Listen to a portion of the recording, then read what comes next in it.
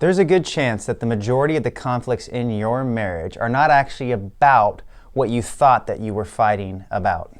Right. So many times in marriage, the issue is not the issue.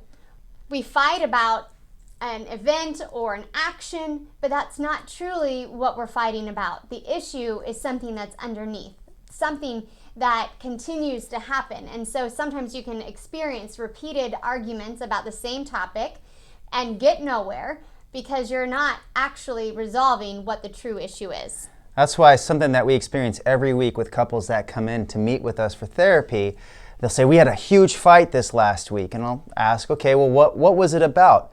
A lot of the time say, I actually can't remember what it was about. What the issue was is even actually forgotten because it really wasn't the issue. What is the issue is what's under the surface. Often their fears, fear of failure. Men often struggle with a huge fear of failure. So if anything pushes that button, you're going to get reactionary. Women can often struggle with a fear of rejection or abandonment. And so if something pushes that button, again, there can be conflict. And that could be anything from, hey, where do you want to go out to eat tonight? Some of the biggest fights I've heard is over that simple question. You may go, well, I don't care, you decide. Okay, let's go here. No, I don't want to go here. Let's go there. I don't want, and before you know it, well, you decide. And then all about where to go out to eat. It wasn't about where you go out to eat. It's about what's under the surface and understanding that about each other and really being able to address that issue and conflict.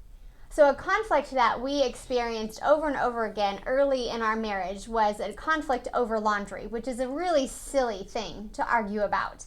But it happened. And it wasn't until we were able to figure out what the underlying issue was that it became a non-issue. You see, Nathan was in grad school at the time getting his master's, and I was working full-time. And he would do the laundry as a favor or a way to help while I was at work. But for me, it really wasn't helpful because he threw everything in at one time, despite my asking him not to do it that way.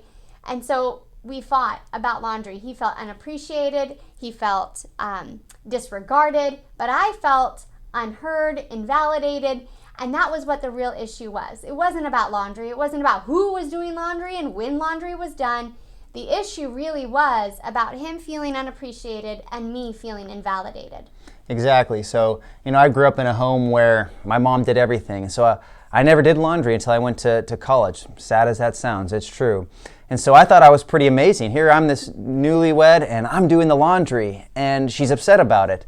And that was really frustrating where she's not feeling heard or validated in anything that she's saying.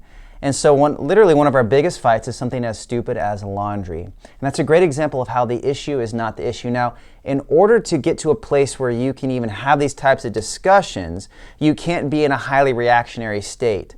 So we're going to talk in the next video about how to get to a place where you can actually have these discussions, say, okay, what is this really about? Sometimes the issue is the issue. It's not always that it's something deeper. Sometimes it is just a decision that needs to be made, and you guys just need to step back and discuss that. But often there's something a little deeper going on that you can express. Say, hey, you know what? I didn't like the way that you said that. Because when you said it that way, I felt this.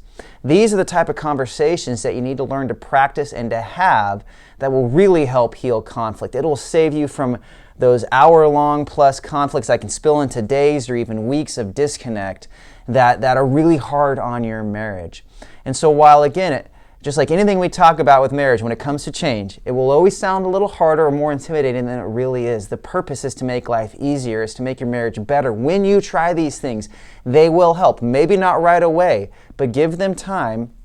And ideally, both of you work together with those over time, and it will make a difference. So again, the issue is not the issue. Understanding that and trying to get to what the real problem is and what both of you are feeling about the topic you're discussing can help minimize and even eliminate some of the conflict we have about daily habits, actions, and just living life together as a couple. So like with all of our videos, we will do an accompanying podcast that you can check out. We'll talk about all of the different buttons that you might have. We'll read a list of them, how to get to a place where you can maybe discover those with each other and talk about those more in depth.